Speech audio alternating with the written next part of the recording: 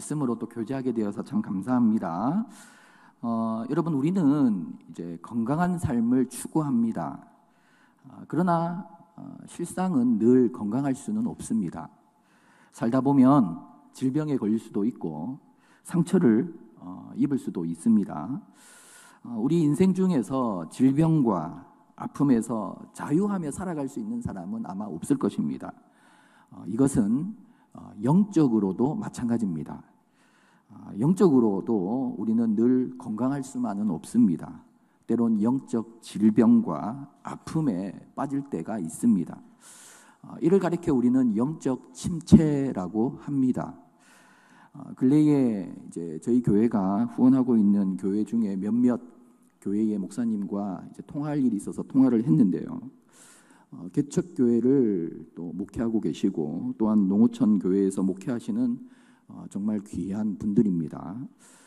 개척교회와 농어촌 미자립교회의 힘든 현실을 이야기를 하시더라고요.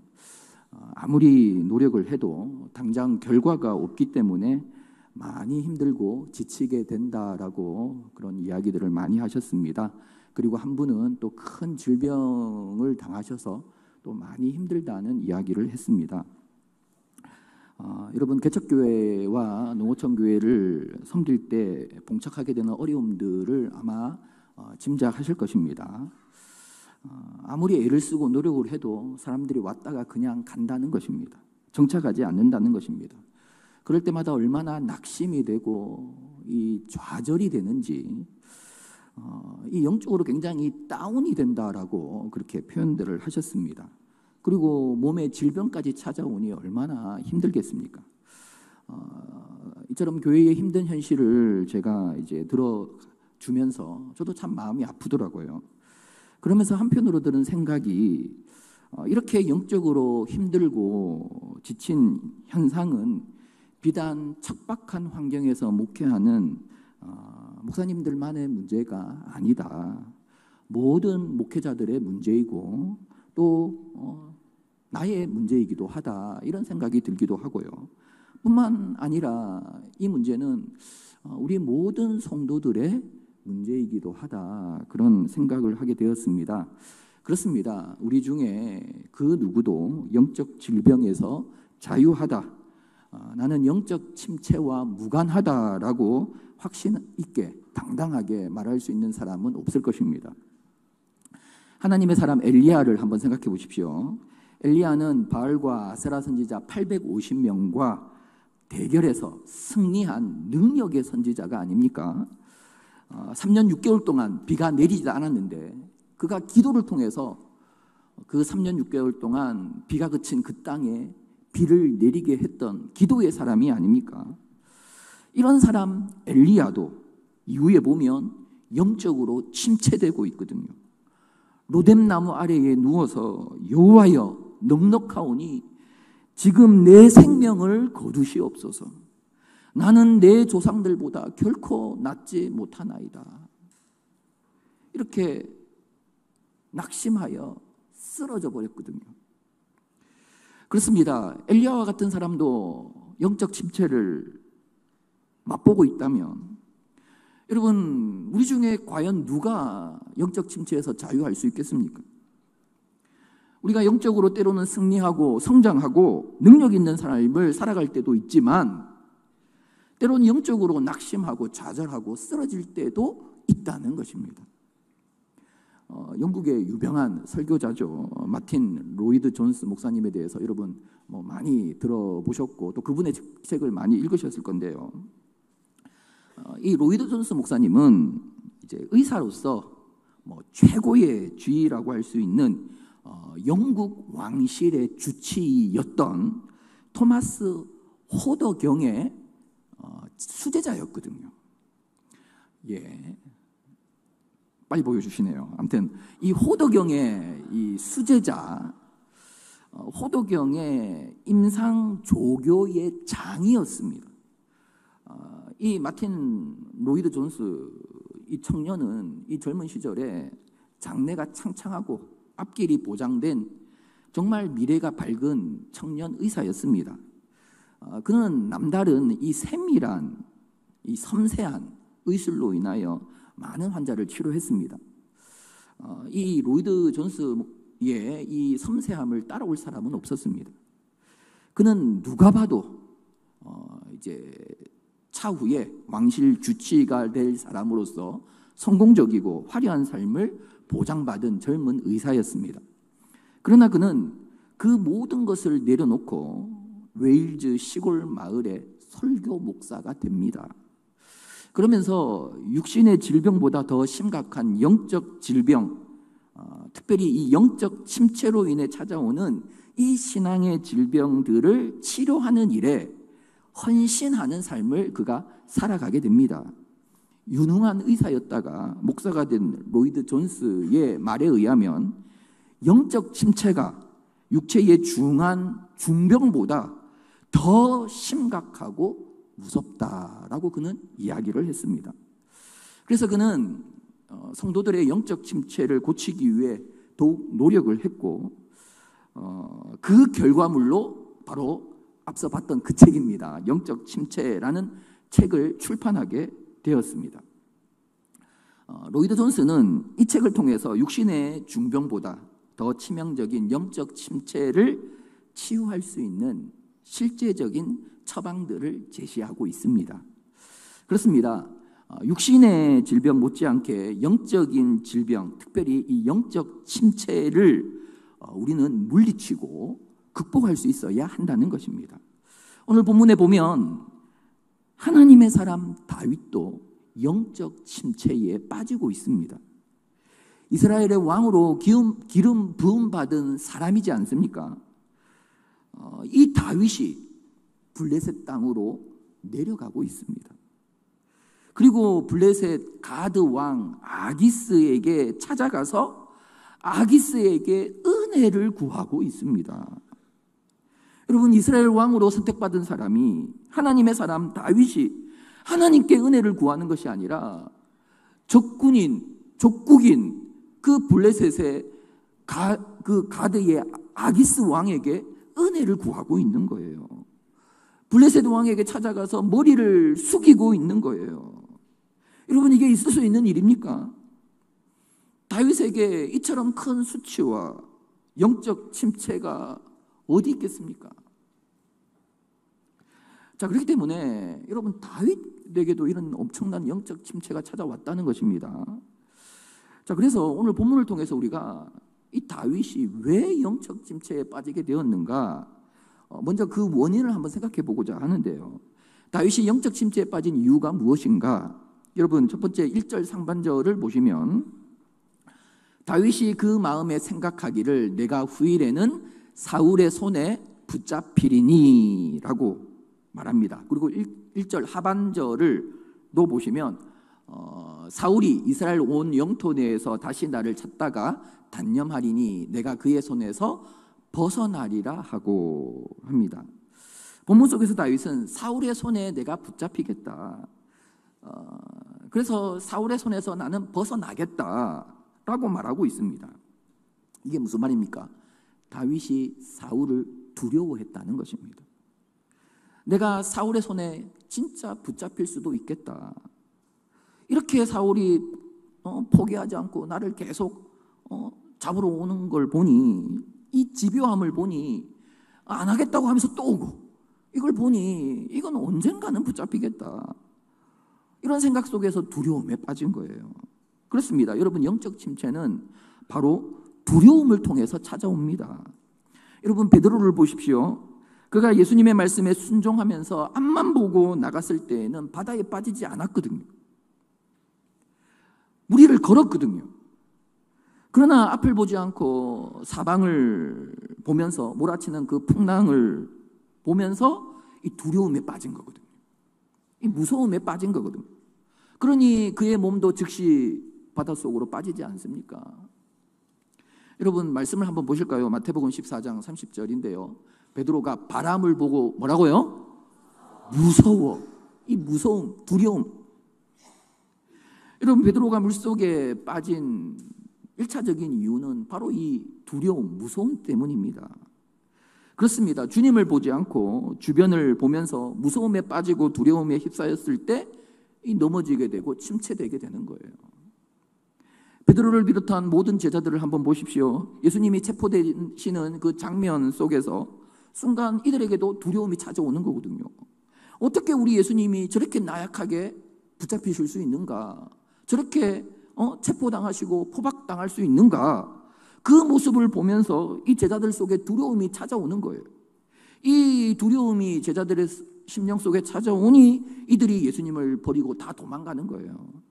그리고 조금 전까지 그렇게 큰 소리 쳤던 베드로도 예수님을 부인하게 되는 거예요. 저주까지 하게 되는 거예요. 이런 영적 침체에 빠지게 되는 거예요. 그 원인이 뭐냐? 두려움이라는 거예요. 무서움이라는 거예요. 다윗은 하나님을 바라보며 믿음으로 나갈 때는 두려움이 없었습니다. 사울의 공격 앞에서도 오히려 더 당당하게 사울의 진영 한가운데로 찾아갔거든요. 그러나 오늘 본문에서는 이 다윗이 자꾸 뒤를 보는 거거든요. 사울을 보고 사울과 함께한 그 병력을 보고 또 자신의 현실을 보는 거거든요. 이제 아내도 있죠. 2명의 아내도 있죠. 또 어린 자식들도 있죠. 그리고 함께한 그 600명의 사람들의 아내와 어린 자식들을 보는 거예요. 나와 600명의 용사들은 얼마든지 도망갈 수 있지만 이 연약한 여인들과 이 어린 아이들은 어떻게 사울을 피해서 도망갈 수 있는가? 그걸 생각하니 또 두려운 거예요. 여러분 이처럼 다윗도 염려와 근심 속에서 두려움에 빠지자 그가 다윗인데 그가 블레셋으로 내려가는 이런 엄청난 영적 침체에 빠지고 말았다는 것입니다. 그렇습니다. 영적 침체를 극복하고 물리치기 위해서는 무엇보다도 두려움을 이겨내야 합니다. 현실에 대한 두려움, 미래에 대한 두려움, 실패에 대한 두려움, 자녀에 대한 두려움, 건강에 대한 두려움. 여러분 이 두려움을 우리는 극복해야 한다는 것입니다. 예수님 시대의 회당장 야이로를 잘 아시죠? 이 야이로는 자신의 어린 딸이 병들어 죽게 되었거든요. 그래서 예수님 앞에 달려와 이 회당장인데 예수님, 그 청년 예수님 앞에 엎드리지 않습니까? 우리 딸을 제발 고쳐달라고, 우리 집에 오셔서 우리 딸을 좀 고쳐달라고 그렇게 간절하게 애원하지 않습니까? 이때 예수님은 그 회당장 야이로와 함께 그의 집으로 가십니다. 그런데 가는 도중에 사람이 달려와서 소식을 전합니다. 회당장님, 딸이 죽었습니다. 회당장 야이로 자신의 딸이 죽었다는 말에 얼마나 마음이 무너졌겠습니까? 얼마나 낙심이 되었겠습니까? 여러분 그 순간 얼마나 여러분 고통스럽고 그래서 여러분 영적으로 막 무너지겠습니까? 그때 예수님께서 야이로에게 하신 말씀이 무엇인지 아십니까? 누가복음 8장 50절을 보십시오. 예수께서 들으시고 이르시되 뭐라고요? 두려워하지 말고. 두려워하지 말라. 예수님께서 야이로를 향하여 야이로야 뭐라고요? 두려워하지 말라. 그렇습니다. 두려워하지 말라. 두려움을 물리쳐라. 여러분 그 예수님의 말씀대로 야이로가 두려움을 물리쳤어요. 두려워하지 않았어요. 그 결과 그 절망적인 소식 속에서도 야이로는 영적 침체에 빠지지 않은 것입니다. 바라기는 이 시간 함께한 우리 귀한 성도 여러분, 모든 두려움을 하나님 앞에 내려놓고 우리에게 주어진 믿음의 길을 걸어갈 수 있는 저와 여러분이 될 수 있기를 축복합니다. 여러분 둘째로 우리가 침체에 빠지는 이유가 무엇인가? 다시금 1절을 보시면 다윗이 그 마음에 뭐라고요? 생각하기를 이라고 합니다. 그리고 읽었던 본문 11절도 여러분 확인해 보시면 그의 생각에라는 표현이 나오고 있습니다. 본문에서 다윗은 하나님의 말씀과 하나님의 뜻과 하나님의 생각을 붙드는 것이 아니라 자신의 마음의 생각, 자신의 뜻을 붙잡고 있다는 것입니다. 일반적으로 다윗의 삶을 돌아보면 그는 하나님께 뜻을 묻고 하나님의 뜻대로 행동했던 사람입니다. 그러나 광야 생활이 오래될수록, 이때가 광야 생활 한 10년쯤 되던 시기였거든요. 10년 동안 광야 생활을 하는 동안 점점 이 자신의 생각에 붙들리게 되는 거예요. 자신의 생각을 의지하게 되는 거예요. 그 결과 그는 심각한 영적 침체에 빠지고 말았던 것입니다. 그래서 하나님이 원하시지 않는 블레셋 땅으로 내려가게 되는 거예요. 아기스 왕 앞에 무릎 꿇고 절하는 거예요. 아기스를 자신의 주로 모시는 거예요. 자신은 아기스 왕의 종이라고 고백하는 거예요. 여러분, 이스라엘의 기름 부음 받은 왕이, 지금은 왕이 아니지만 왕이 될 사람이 이 적국의 종이 되었으니 이것보다 더 비참한 결과가 어디 있습니까? 하나님의 생각과 하나님의 뜻이 아니라 나의 생각과 나의 뜻을 붙잡고 행동한 결과 이런 엄청난 영적 침체에 다윗이 빠지게 된 거예요. 여러분, 광야 시절에 그 이스라엘의 12 정탐꾼 이야기를 잘 아시죠? 여러분, 여호수아와 갈렙이 다른 10명의 지도자들보다 뛰어난 건 결코 아닙니다. 다 각 지파의 대표들이었거든요.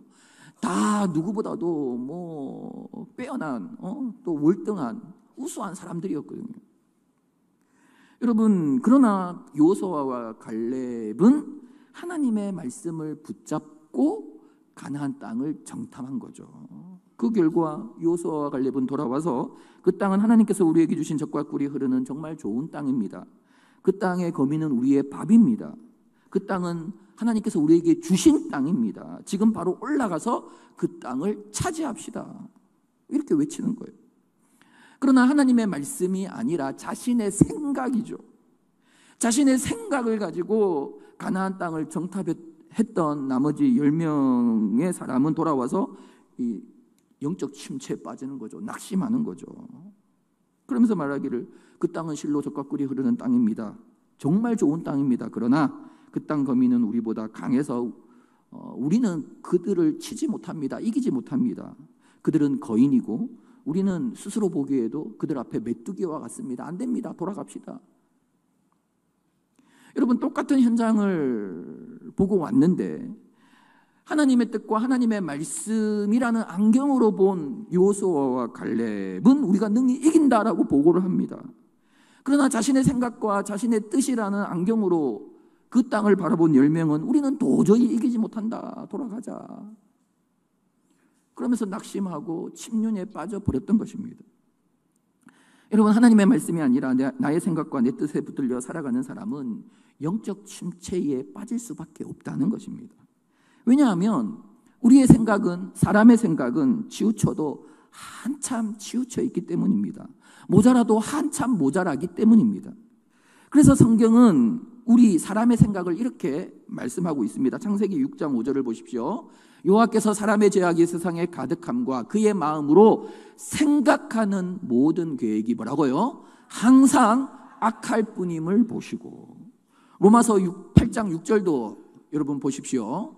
로마서 8장 6절을 보면 육신, 이게 바로 사람이거든요. 사람의 생각은 뭐라고요? 사망이요. 성령의 생각은 생명과 평안이니라.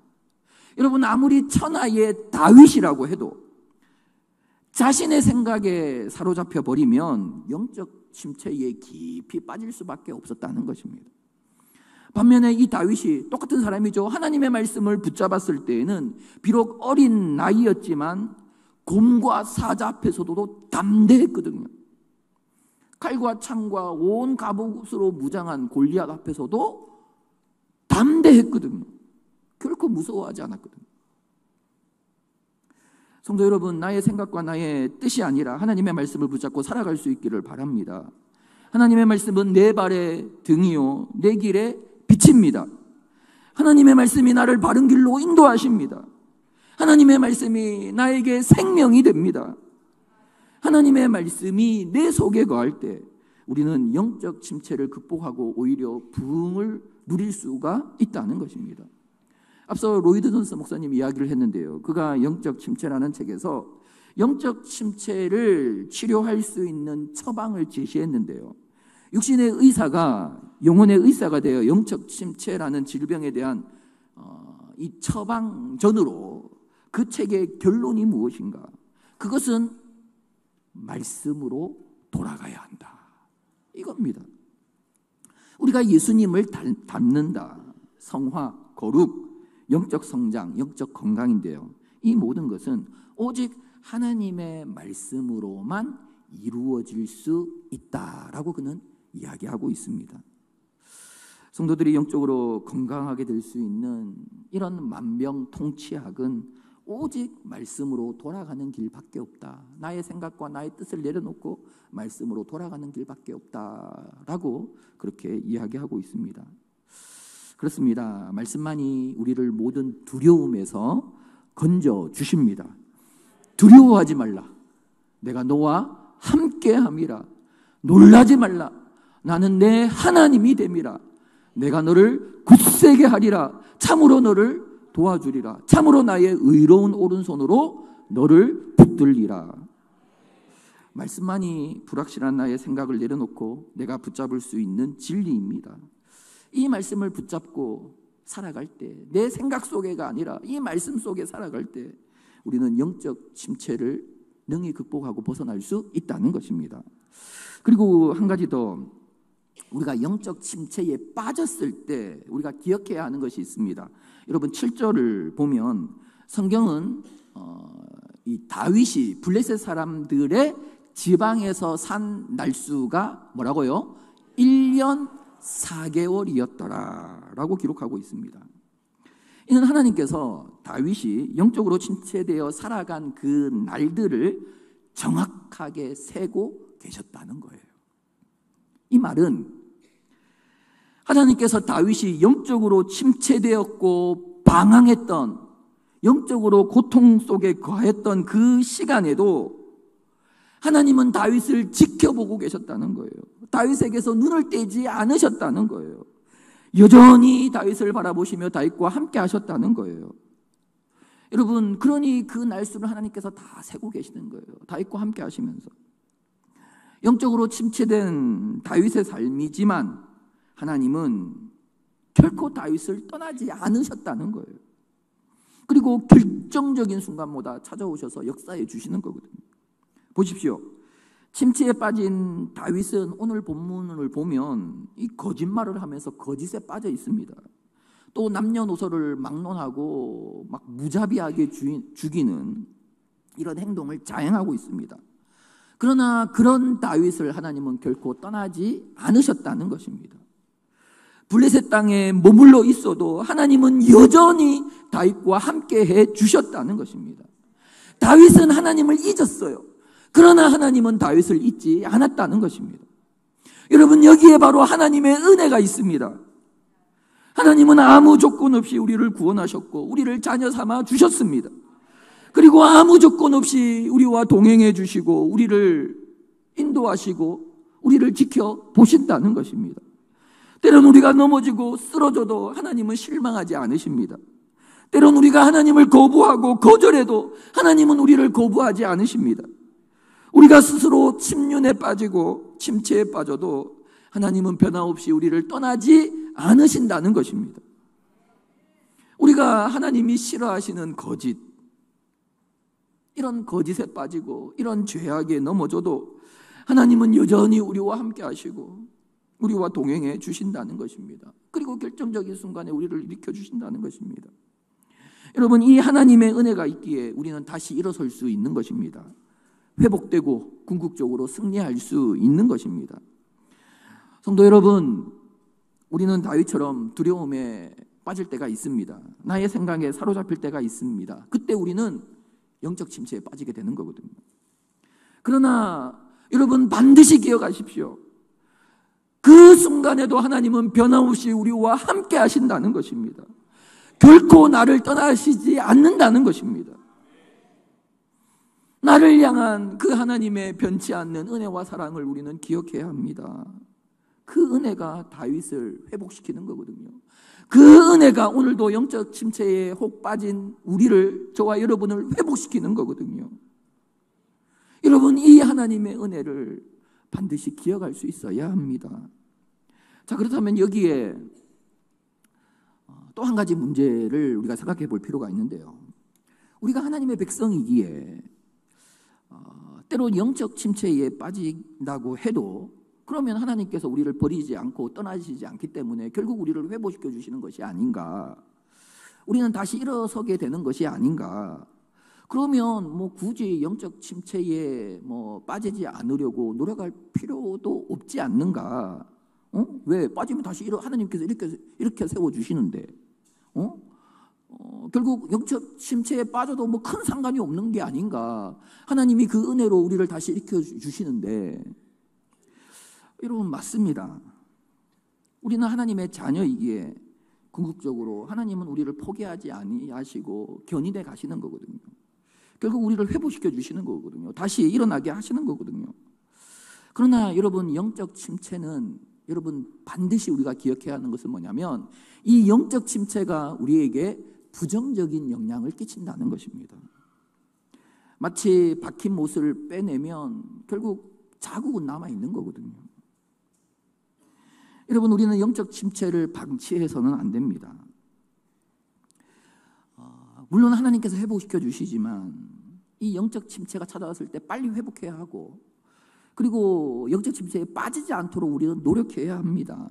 자, 오늘 본문 속에서 다윗은 영적 침체 속에서 블레셋으로 내려갔는데요. 그 결과 다윗에게 어떤 일들이 찾아오고 있습니까?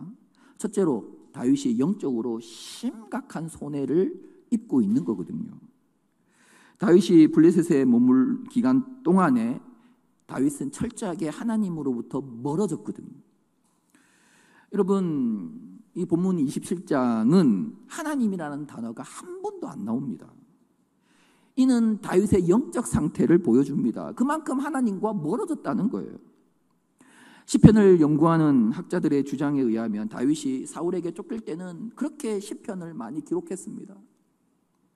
그러나 블레셋에 내려가서 아기스 왕 밑에서 육신적으로 진짜 편할 이때에는 이게 1년 4개월 16개월인데요. 이 기간 동안에는 그 어떤 시편도 기록하지 않았습니다.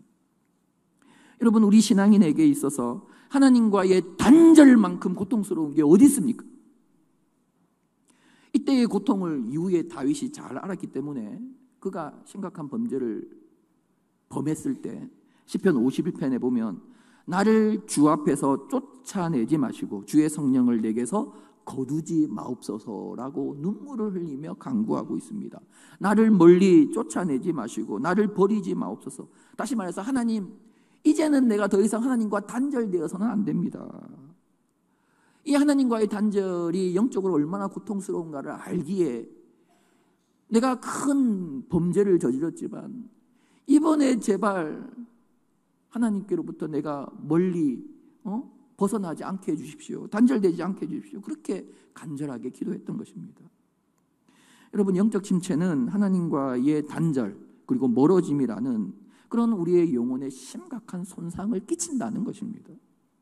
그리고 영적 침체에 빠질 때 나타나는 현상은 하나님과 멀어지기에 하나님과 원수된 거짓과 가까워지는 거죠. 본문에 여러분, 아기스 왕에게 잘 보이려고 다윗이 계속 거짓말을 하는 거거든요.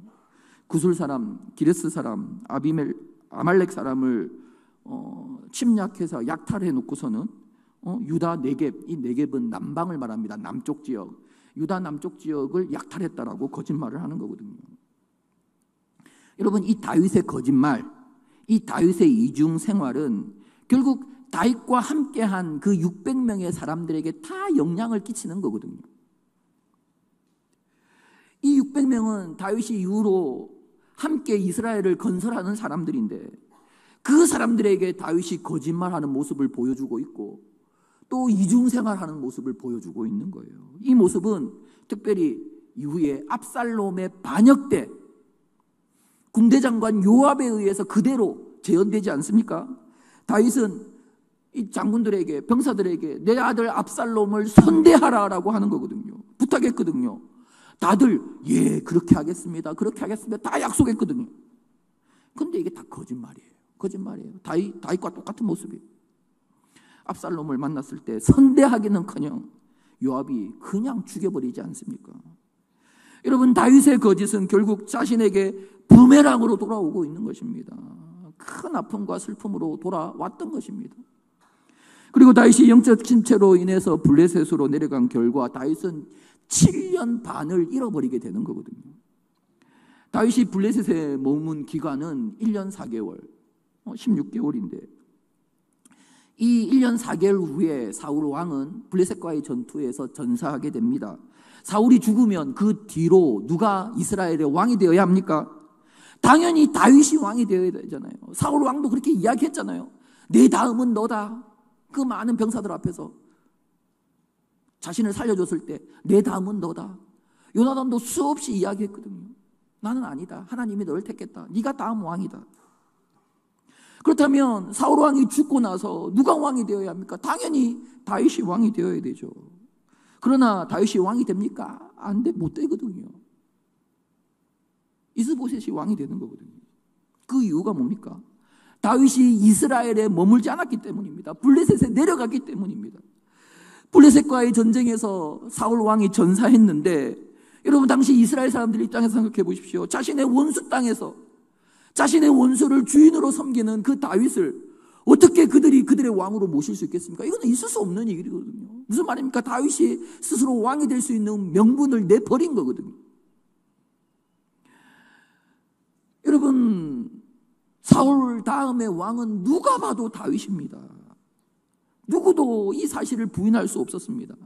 그러나 다윗이 영적 침체 속에서 블레셋에 내려간 결과 그 스스로 그 명분을 차버린 거예요. 그래서 유다 지파의 왕으로 있다가 그 이후로 7년 6개월 후에 7년 6개월이 더 지나서 전 이스라엘의 왕으로 등극하게 됩니다. 영적 침체에 빠진 결과 다윗이 전 이스라엘의 왕이 됨에 있어서 7년 6개월을 허비하게 됩니다. 뿐만 아니라 다윗이 영적 침체에 빠짐으로 그가 또 감수해야 됐던 것이 무엇인가? 여러분, 다윗이 가진 평생의 소원을 잘 아시죠? 다윗이 가진 평생의 소원이 뭡니까? 그가 일생에 가장 바라고 원했던 바가 뭡니까? 그게 하나님의 성전을 건축하는 거거든요. 이 하나님의 성전을 건축하는 걸 그토록 사모한 거거든요. 그런데 하나님이 허락하지 않으십니다. 그 이유를 다윗이 직접 밝히는데요.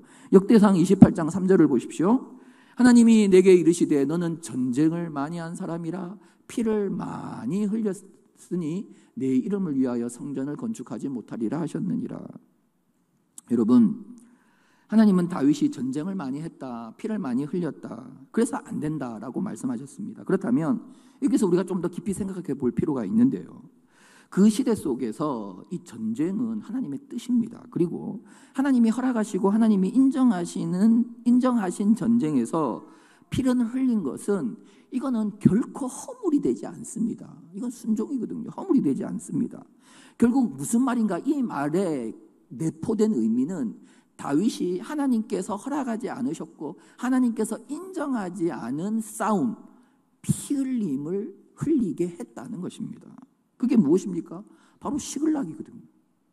블레셋에 내려갔을 때 아기스 왕을 속이기 위해서 약탈할 때 그냥 뭐 장정만 약탈한 죽인 게 아니라 남녀노소, 뭐 노인, 여인, 연약한 여인, 심지어 어린 아이까지 다 죽여버리는 거거든요.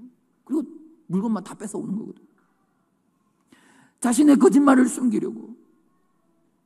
그렇게 여러분, 하나님이 인정하지 않고 기뻐하지 않는 살생을 하는 거거든요. 이때의 피 흘림은 하나님이 결코 허락하지 않으시는 거거든요. 인정하지 않으시는 거거든요. 그래서 다윗이 그토록 원하고 바랬지만 하나님의 전을 건축할 수 없었다는 것입니다. 성도 여러분, 물론 영적 침체가 찾아오지 않을 수는 없습니다. 그러나 여러분, 이것을 빨리 극복해야 하는 이유는 영적 침체는 우리에게 손상을 끼치는 거거든요. 영적으로.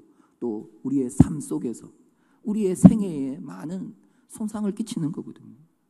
그러니 이 영적 침체에서 빨리 벗어나야 하고, 그리고 영적 침체가 찾아오려고 할 때는 여기에 빠지지 않도록 우리는 물리칠 수 있어야 한다는 것입니다.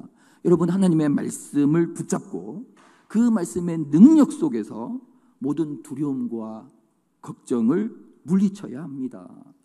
나의 생각과 또 나의 뜻을 이 모든 것들을 내려놓고 정확무오한 진리며 생명이신 하나님의 말씀을 붙잡아야 합니다. 그럴 때 우리는 영적 침체를 벗어날 수 있는 거거든요. 그리고 한 가지 더, 영적 침체가 찾아왔을 때 정말 우리는 나의 삶 속에 새겨주신 하나님의 흔적을 다시 떠올려야 하는 거거든요. 나의 삶에 그 하나님의 역사와 손길, 간증이라고 하죠. 그걸 다시 붙잡아야 하는 거거든요. 여러분, 다윗이 영적 침체가 찾아왔을 때 앞서 그 사울의 칼날에서 건져주신 하나님을 생각했다면, 나발 사건을 통해서 자신이 범죄하지 않도록 역사하셨던 그 하나님의 손길을 기억했다면, 믿음으로 담대하게 사울의 그 진영 한가운데로 들어가도 하나님께서 보호해 주셨고 지켜주셨다는 그 사건을 생각했다면, 그 많은 사울의 공격과 군사들의 공격 속에서도 지켜주신 그 하나님, 그들을 다 잠들게 하신 그 하나님의 역사를 기억했다면, 어린 시절 곰과 사자와 싸울 때 지켜주셨던 하나님을 생각하고 골리앗 앞에서 함께 하셨던 하나님을 기억해냈다면, 자신의 삶에 있었던 수많은 하나님의 역사를 다시 떠올리고 되새기며 붙잡았다면, 영적 침체가 찾아왔을 때 그때 함께 하신 그 하나님의 은혜와 능력 속에서 그는 즉시 일어날 수 있었을 것입니다. 그렇습니다. 영적 침체가 찾아오려고 할 때 하나님의 말씀을 붙잡으십시오. 그리고 또한 나의 삶 속에 역사하신 하나님의 손길을 여러분 그때 되새기십시오. 다시 붙잡으십시오. 저도 개인적으로 하나님이 함께 하셨던 사건들이 있거든요. 초등학교 때 있었고, 중학교 때 있었고, 고등학교 때 있었고, 그리고 이제 군대에서도 있었고, 또 사역을 하면서도 굉장히 많았는데 이걸 이야기하면 안 되겠죠. 그러면 초등학교 때 딱 하나님께서 그 시기에 맞는 그런 역사를 보여주시더라고요. 제가 초등학교 때, 초등학교 1학년 때로 기억하는데요. 아무것도 모르고 서로 친구들하고 장난치기 좋아하는 나이에 제가 이제 쉬는 시간에 친구와 그 교실 뒤에서 장난치다가 어떤 이유인지 모르겠는데 제가 친구를 심하게 한번 밀었는데 이 친구가 이제 교실 뒷문에 보면 문이 여닫이 문이니까 밑에 하여튼 뭐가 있는데 턱 같은 게 있죠. 거기에 뒷발이 걸리더니 그대로 넘어지는 거예요. 그 순간 어린 마음에 저대로 넘어지면 저 교실 바닥이 굉장히 딱딱했거든요. 옛날에는 저 넘어지면 큰일 날 건데 어쩌지 이러는데 진짜 넘어지는 거예요. 넘어지는데 큰일 났다 생각이 그때 어린 마음에 들더라고요. 그런데 이 친구가 뒤통수가 바닥에 딱 부딪히는 그 찰나에 어디선가 한 여학생의 그 폭실폭실한 운동화가 딱 내딛더니 이 친구의 뒤통수가 그 여학생의 운동화에 탁 부딪히고 이 친구가 벌떡 일어나는 거예요. 그러면서 그때 한 말 제가 잊지는 못합니다. 야, 나 뇌지탕 걸려 죽을 뻔했는데 저 여학생 때문에 살았다 그러더라고요. 제가 그때 초등학교 1학년 어린 마음에 하나님이 계시구나. 하나님이 계시구나. 내가 친구를 밀어가지고 이 친구가 진짜 뇌진탕 걸릴 그 위기에 있었는데 하나님이 그 타이밍에 이 학생의 신발을 폭실폭실한 운동화를 딱 깔아주셔서 하나님이 나를 살려주셨구나. 제가 그래서 초등학교 1학년 때부터 하나님을 경험했지 않았겠습니까? 그럼 한 가지만 더 말씀드리면, 제가 군복무 시절에 제가 이제 군에 갔는데 훈련 다 마치고 이제 정경으로 전투 경찰로 차출을 받았습니다. 그래서 전투 경찰 훈련을 마치고 이제 순천 경찰서, 전라남도 지방경찰청 순천 경찰서로 이제 배속을 받았는데 5분 대기 부대로 배속을 받았는데요. 이제 가자마자 이제 대장님이 너 필요한 거 뭐 없니? 뭐 애로사항 없니? 저는 이제 딱 이것만 요구했습니다. 대장님, 저는 기독교인이고 주일에 교회 가야 합니다. 교회 가게 해주세요. 그래 대장님 그러더라고요. 안 된다. 우리는 그게 안 된다. 교회 못 간다. 우리는 이제 이런 휴일에는 직원들이 많이 쉬기 때문에 이 정경 의견들이 대체 복무를 해야 된다. 그리고 제가 이제 군대 갔을 때 김영삼 정권 때였는데 이 전라도 지역에 데모가 계속 있었거든요. 늘 순천대학교도 6월대라고 저 조선대와 5월대와 함께 유명한 데모대들이 있습니다. 그래서 늘 데모를 했기 때문에 우리가 늘 비상 대기를 해야 되고, 너는 5분 대기 부대가 아니냐, 5분 만에 출동해야 되는데 어디 간다고 그러냐, 안 된다, 우리는 교회 못 간다. 고참한테 부탁을 했는데 고참 중에 한 명이 교회 다니는 고참인데 나도 와서 한 번도 교회 못 갔다, 포기해라 그러더라고요. 그리고 이제 주일이 드디어 찾아왔습니다. 주일 아침이 되었는데 대장님한테 다시 간절히 부탁하는 거죠. 교회 갔다 오게 해주십시오. 이 대장님이 이제는 정말 화가 머리끝까지 나가지고 이제 온 신병이 말도 안 되는 소리를 하니까 이제는 그 자리에서 욕을 하면서 그냥 뛰쳐나가시는 거예요.